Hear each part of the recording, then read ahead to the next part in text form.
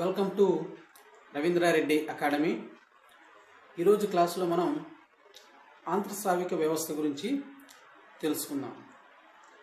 ఈ టాపిక్లోకి వెళ్ళే ముందు మన ఛానల్ ఎవరైనా సబ్స్క్రైబ్ చేసుకునే వాళ్ళు ఉంటే సబ్స్క్రైబ్ చేయండి, అలాగే షేర్ చేయండి, లైక్ చేయండి. మిగతా ఛానల్తో కంపేర్ చేసినట్లయితే మన ఛానల్లో క్లియర్గా మ్యాటర్ ఉంటుంది. అంటే ఎవరైతే గృహిణులు కానీ, అంటే ఉమెన్స్, ఇంట్లో హౌస్ వైఫ్స్ కానీ, పార్ట్ టైం జాబ్ చేసుకునే వాళ్ళు కానీ, చదవడానికి లేదా ఎగ్జామ్స్కి ప్రిపేర్ అవ్వడానికి తక్కువ టైం ఉన్న వాళ్ళకి మనం చెప్పేటువంటి క్లాసులు చాలా బాగా ఉపయోగపడతాయి. మనం exact matter text book, academy text బుక్లో ఉన్నటువంటి మ్యాటర్ని, కంప్లీట్ మ్యాటర్ అంటే ఇంటర్మీడియట్ వరకు ఉన్నటువంటి ప్రతి చాప్టర్ల యొక్క మ్యాటర్ని మనం గ్యాదర్ చేసి కంప్లీట్గా ఒక బోర్డు మీద రాసి ఇది ఒక నోట్స్ లాగా ఎక్స్ప్లెయిన్ చేయడం జరుగుతుంది.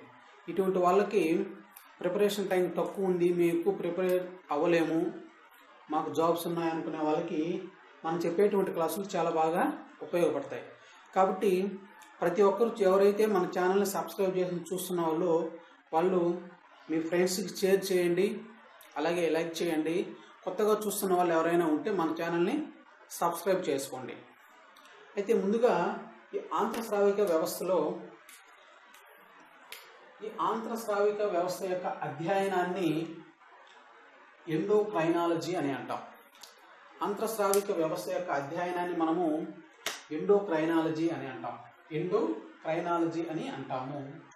దీని యొక్క పితామహుడు, అంటే ఎండోక్రైనాలజీ యొక్క పితామహుడు థామస్ ఎడిసన్ అనేటువంటి అతను ఎండోక్రైనాలజీ యొక్క పితామహుడు. దీని యొక్క అధ్యయనాన్ని, ఆంత్రస్రావిక వ్యవస్థ యొక్క అధ్యయనాన్ని ఎండోక్రైనాలజీ అంటాము. ఎండోక్రైనాలజీ యొక్క పితామహుడు థామస్ ఎడిసన్. అయితే ఈ ఆంత్రస్రావిక వ్యవస్థ మన శరీర భాగాలలో ఉన్నటువంటి ఏవైనా శరీర భాగాల మధ్య యొక్క సమన్వయాన్ని కృషి చేస్తుంది. అంటే కోఆర్డినేషన్, ఒక భాగాన్ని ఇంకో భాగాన్ని రెండు కూడా ఒక కోఆర్డినేషన్తో వర్క్ చేయడానికి ఈ ఆంత్రస్రావిక వ్యవస్థ అనేది ఉపయోగపడుతుంది. అంటే కోఆర్డినేషన్తో వర్క్ చేస్తుంది. ఇలా కృషి చేయడానికి ఉపయోగపడేటువంటి వ్యవస్థలు మొదటిది నాడీ వ్యవస్థ మరియు ఆంత్రస్రావిక వ్యవస్థ. ఈ ఆంత్రస్రావిక వ్యవస్థ, ఈ నాడీ వ్యవస్థలో ప్రచార యొక్క సమాచారం చాలా వేగంగా ఉంటుంది. ఈ నాడీ వ్యవస్థలో ప్రచార యొక్క సమాచారం అనేది చాలా వేగంగా ఉంటుంది. మన కంటితో చూసినది కావచ్చు, లేదంటే విన్నది కావచ్చు, ఏదైనా కానీ దీని ద్వారా వచ్చేటువంటి నాడీ వ్యవస్థ ద్వారా ఉండేటువంటి ప్రచార సమాచారం అనేది చాలా వేగంగా మనకి అందుతుంది. అలాగే ఆంత్రస్రావిక వ్యవస్థలో కొంచెం నెమ్మదిగా జరుగుతుంది. ఆంత్రస్రావిక వ్యవస్థలో నెమ్మదిగా జరగడానికి కారణం ఏంటంటే ఇది ఎక్కువ హార్మోన్స్ అండ్ గ్రంథులను రిలీజ్ చేస్తుంది.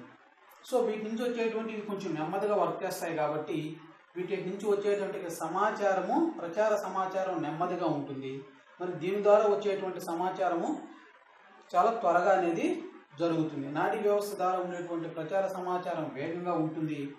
ఆంత్రస్రావిక వ్యవస్థ ద్వారా ఉండేటువంటి ప్రచార సమాచారము నెమ్మదిగా జరుగుతుంది. మనకి ఇలా కూడా అడగవచ్చు, దేనిలో ప్రచార సమాచారం నెమ్మదిగా జరుగుతుందంటే ఆంత్రస్రావిక వ్యవస్థలో ప్రచార సమాచారం నెమ్మదిగా జరుగుతుంది. ప్రచార సమాచారం వేగంగా జరిగేది నాడీ వ్యవస్థ. అయితే ఈ ఆంత్రస్రావిక వ్యవస్థలో రెండు రకాలైనటువంటి గ్రంథులు ఉంటాయి.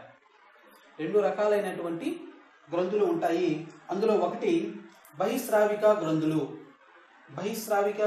లేదా నాళ గ్రంథులు అని అంటారు. వీటిని బహిస్రావిక గ్రంథులు లేదా నాళ గ్రంథులు అని అంటారు. మరి రెండవ రకమైనటువంటి గ్రంథుల్ని ఆంత్రస్రావిక గ్రంథులు లేదా వినాళ గ్రంథులు అంటారు. ఇవి నాళ గ్రంథులు, ఇవి వినాళ గ్రంథులు. ఇవి బహిస్రావిక గ్రంథులు, ఇవి ఆంత్రస్రావిక గ్రంథులు. ఇలా రెండు రకాలైనటువంటి గ్రంథులు ఉంటాయి. అయితే మొదటి చూసినట్లయితే బహిస్రావిక గ్రంథులు లేదా నాళ గ్రంథులు. ఈ బహిస్రావిక గ్రంథులు అనేటివి ఇవి స్రవించేటువంటి రసాయనాలని మనం ఎంజైమ్స్ అని అంటాం. ఇవి స్రవించేటువంటి రసాయనాన్ని మనము ఎంజైమ్స్ అని అంటాం. ఎంజైమ్స్ని ఏ నాళాలు స్రవిస్తాయి అంటే బహిస్రావిక గ్రంథులు స్రవించేటువంటి ఎంజైమ్స్. బహిస్రావిక గ్రంథులు వేటిని స్రవిస్తాయంటే ఎంజైమ్స్ని స్రవిస్తాయి. ఇవి స్రవించేటువంటి రసాయనాలని మనము ఎంజైమ్స్ అని అంటాము.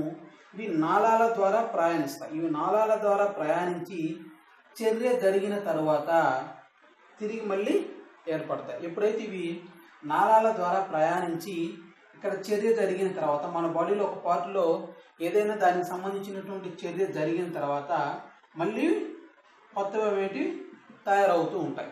కొత్తవి అనేటివి మళ్ళీ తిరిగి ఏర్పడుతూ ఉంటాయి. ఈ ఎంజైమ్స్ అనేటివి రక్తనాళాల ద్వారా ఎంజైమ్స్ అనేటివి నాళాల ద్వారా ప్రయాణించి చర్య అనంతరం మళ్ళీ తిరిగి ఏర్పడతాయి. అయితే ఇక్కడ ఆంతఃస్రావిక గ్రంథులు లేదా వినాళ గ్రంథులు అనేటివి ఇవి నాళ గ్రంథులు. ఇవి వినాళ గ్రంథులు అనేటివి వీటిని స్రవించేటువంటి రసాయనాలను మనం హార్మోన్స్ అంటాం.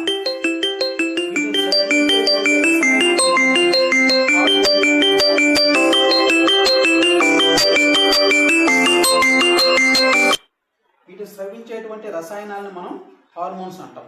ఇవి రక్తం ద్వారా ప్రయాణించి ఇవి నాళాల ద్వారా ప్రయాణిస్తాయి. ఇవి రక్తాల ద్వారా ప్రయాణించి చర్య జరిగినటువంటి అనంతరం ఇవి బయటికి విసర్జింపబడతాయి. వీటిలోనేమో చర్య జరిగినటువంటి అనంతరం తిరిగి ఏర్పడతాయి. ఇక్కడ వినాళ గ్రంథులు మాత్రము రక్తం ద్వారా ప్రయాణించి చర్య జరిగిన తర్వాత విసర్జించబడతాయి, బయటికి విసర్జింపబడతాయి. ఈ వినాళ గ్రంథులు స్రవించి బహిస్రావిక గ్రంథులు స్రవించే రసాయనాలను మనం ఎంజైమ్స్ అన్నాము. ఈ వినాళ గ్రంథులు స్రవించేటువంటి రసాయనాలను మనం హార్మోన్స్ అని అన్నాం. వీటి స్రవించే గ్రంథులు ఎంజైమ్స్, ఇవి స్రవించేటువంటి రసాయనాలు హార్మోన్స్. ఇవి రక్తం ద్వారా ప్రయాణిస్తాయి, ఇవి నాళాల ద్వారా ప్రయాణిస్తాయి. ఇవి చర్య జరిగినటువంటి అనంతరం తిరిగి మళ్ళీ కొత్తవి ఏర్పడతాయి. ఇవి చర్య జరిగిన అనంతరం మళ్ళీ బయటికి విసర్జింపబడతాయి. అయితే ఇప్పుడు ఈ హార్మోన్స్ ఏంటి? ఈ అంతఃస్రావిక వ్యవస్థలో ఉన్నటువంటి గ్రంథులు మరియు హార్మోన్స్ గురించి తెలుసుకుందాం. ఈ హార్మోన్స్ అంతఃస్రావిక వ్యవస్థ స్రవించేటువంటి హార్మోన్స్ ఇవి యొక్క రసాయన రాయబారాలని మనం హార్మోన్స్ అంటాం. అంటే కెమికల్ మెసెంజర్స్. ఈ రసాయనాలని మనము కెమికల్స్ అంటాం. హార్మోన్స్ని మనం ఏమంటాము? ఈ రసాయనిక రాయబారాలని మనము హార్మోన్స్ అని అంటాము. ఈ హార్మోన్స్ని కనుగొన్నటువంటి శాస్త్రవేత్త బెలీస్ మరియు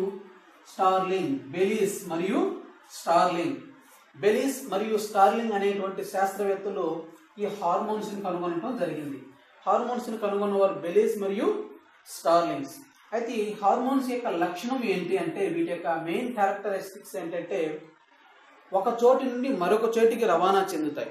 ఒక చోటు నుండి అంటే ఒక పాయింట్ నుండి ఇంకొక పాయింట్కి రవాణా చెంది ఏ ప్రదేశంలో అయితే రవాణా చెందిందో ఆ ప్రదేశంలోని చర్యలు జరుగుతాయి.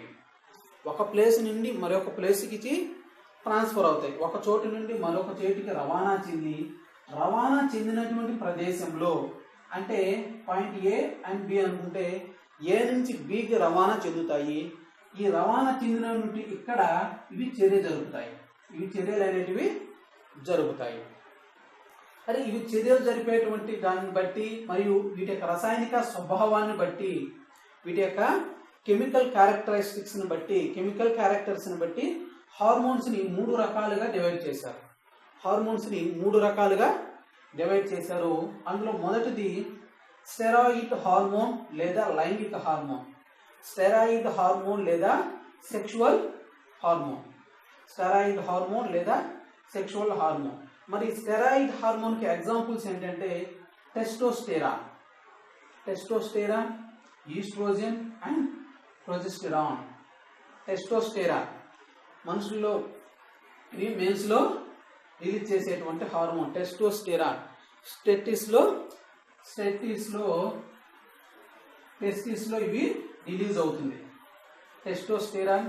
అలాగే ఈస్ట్రోజన్ హార్మోను విమెన్స్లో రిలీజ్ అవుతుంది. అలాగే ప్రొజెస్టెరాన్. ఈ హార్మోన్స్ని మనం స్టెరాయిడ్ హార్మోన్స్ లేదా లైంగిక హార్మోన్స్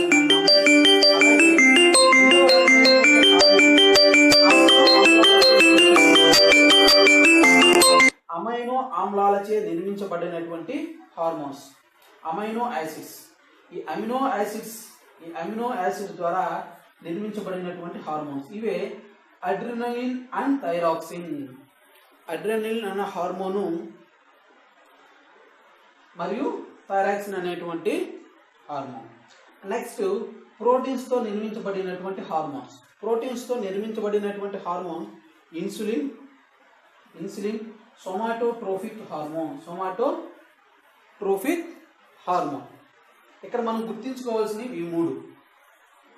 మనకి అడిగేటువంటి బిట్స్లో మనకి కాంపిటేటివ్ ఎగ్జామ్స్లో ఇచ్చేటప్పుడు ఎలా ఇస్తారంటే ఈ క్రింది వాటిలో లైంగిక హార్మోన్ ఏది, ఈ క్రింది వాటిలో అమైనో యాసిడ్ చెందినటువంటి హార్మోన్ ఏది, లేదంటే ప్రోటీన్ సంబంధించి నిర్మించబడినటువంటి హార్మోన్ ఏది అంటే మనం గుర్తుపెట్టుకోవాలి. స్టెరాయిడ్ అండ్ లైంగిక హార్మోన్స్ అంటే టెస్టోస్టెరాన్, ఈస్ట్రోజన్ అండ్ ప్రొజెస్టెరాన్ ఇవి లైంగిక హార్మోన్లు. అలాగే అమైనో యాసిడ్స్తో నిర్మించబడినటువంటి హార్మోన్స్ అడ్రినలిన్ అండ్ థైరాక్సిన్. ప్రోటీన్స్తో నిర్మించబడినటువంటి హార్మోన్స్ ఇన్సులిన్, సోమాటోట్రోఫిక్ హార్మోన్స్. ఈ హార్మోన్స్ని కనుక మనం కరెక్ట్గా కనుక గుర్తుపెట్టుకోగలిగితే మనం 100% ఎగ్జామ్స్లో అనేది ఆన్సర్ చేయగలం. అండ్ నెక్స్ట్ వన్ హార్మోన్స్ గురించి తెలుసుకున్నాం. నెక్స్ట్ గ్రంథులు. అంతఃస్రావిక వ్యవస్థలో ఉన్నటువంటి గ్రంథులు మూడు రకాలైనటువంటి గ్రంథులు ఉంటాయి. అవి ఒకటి నిర్దిష్ట అంతఃస్రావిక గ్రంథులు అండ్ రెండు మిశ్రమ గ్రంథులు, 4 ఇతర గ్రంథులు, 3 ఇతర గ్రంథులు. ఒకటి నిర్దిష్ట అంతఃస్రావిక గ్రంథులు, 2 మిశ్రమ గ్రంథులు, 3 ఇతర గ్రంథులు. 3 గ్రంథులు. ఒకటిది నిర్దిష్ట అంతఃస్రావిక గ్రంథులు, 2 మిశ్రమ గ్రంథులు, 3 ఇతర గ్రంథులు. ఈ గ్రంథుల గురించి నెక్స్ట్ క్లాస్లో మనం పార్ట్ 2లో చెప్పుకుందాం. ఇది కంప్లీట్గా అంతఃస్రావిక వ్యవస్థ గురించినటువంటి